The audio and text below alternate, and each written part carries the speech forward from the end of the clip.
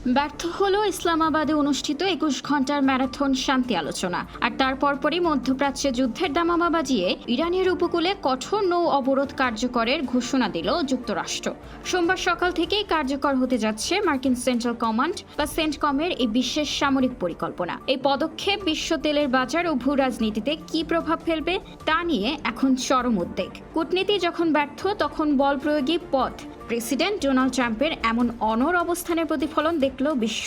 মার্কিন central command এক আনুষ্ঠানিক বিবৃতিতে জানিয়েছে, আজ ১৩ এপ্রিল স্থানীয় সময় সকাল ১০টা থেকেই ইরানের সব বন্দরে নৌ চলাচল সম্পূর্ণ বন্ধ করে দেওয়া হচ্ছে।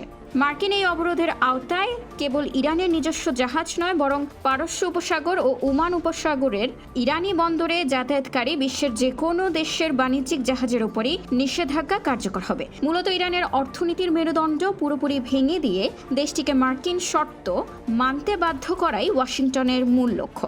এর আগে পাকিস্তানের ইসলামাবাদে টানা ২১ ঘন্টা ধরে চলা উচ্চ পর্যায়ের শান্তি আলোচনা কোনো সমঝোতা ছাড়াই ভেঙে যায়। তেহরান মার্কিন চূড়ান্ত প্রস্তাব প্রত্যাখ্যান করার পরপরই এই অবরোধের ঘোষণা আসে। বিশেষজ্ঞরা বলছেন, বিশ্বের অন্যতম গুরুত্বপূর্ণ জ্বালানি সরবরাহ পথ হরমুজ প্রণালী এই অবরোধের ফলে অচল হয়ে পড়তে পারে, যা বিশ্ব অর্থনীতিতে বড় ধরনের বিপর্যয় ডেকে আনবে। ইরান এই পদক্ষেপকে তাদের সার্বভৌমত্বের ওপর সরাসরি আঘাত হিসেবে দেখছে এবং পাল্টা ব্যবস্থা নেওয়ার কড়া হুঁশিয়ারি দিয়েছে। আজকের নির্ধারিত সময় পার হওয়ার পর পারস্য উপসাগরে কোনো যুদ্ধ জাহাজ বা বাণিজ্যিক জাহাজের মুখোমুখি অবস্থান কী রূপ নেয় তার উপরই নির্ভর করে আগামী দিনগুলোতে বিশ্ব এক ভয়াবহ সংঘাতের পথে হাঁটবে কিনা।